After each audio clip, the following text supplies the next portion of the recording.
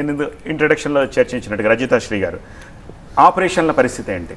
ఇప్పుడు ఓకే, మనకి కనిపించేది గ్రస్తోదయం కేవలం 20 నిమిషాలు అని అంటున్నారు, కానీ స్టార్ట్ అయ్యేది 3 గంటల 15 నిమిషాల నుంచి 6:47 దాకా. మరి అంత సమయం సర్జరీలు చేయకూడదా, ఆపరేషన్లు చేయకూడదా, ఎనీ ఆపరేషన్ ఎనీ సర్జరీ చేయకూడదా? ఇవాళ రేపు అంతా మోస్ట్లీ పెట్టుడు ముహూర్తాలే ఉంటున్నాయి పిల్లలు పుట్టడానికి సైతం. మరి ఏమిటి పరిస్థితి?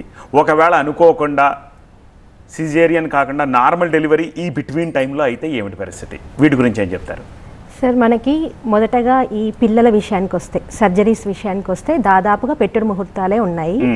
నార్మల్ అవ్వడం అనేది, ఒక బాబు పుట్టడం కానీ ఒక జీవి పుట్టడం అనేది మనం శోభన ముహూర్తం పెట్టేవాళ్ళు. ఎక్కడా కూడా దీనికి ముహూర్తం, బయటికి రావడానికి ముహూర్తం లేదు.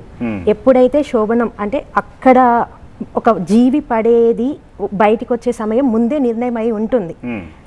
దాని ప్రకారం చూస్తే ఈ గ్రహణ సమయంలో కానీ ఎప్పుడైనా సరే వాళ్ళు రావాలి, ఆ జీవి అప్పుడు బయటికి రావాలనే సమయానికే వస్తారు తప్ప మనం పెట్టిన దానికి అవ్వరు.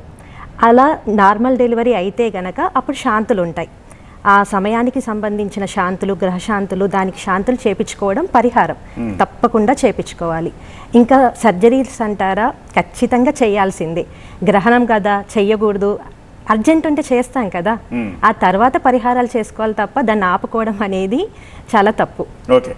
గ్రహణం అనే కాదండి, పౌర్ణమి ప్రభావం అనేటువంటిది ఉన్నప్పుడు శరీరంలో మనం ఉన్నది దేహంలో 90% 70% వరకు వాటరే ఉంటుంది.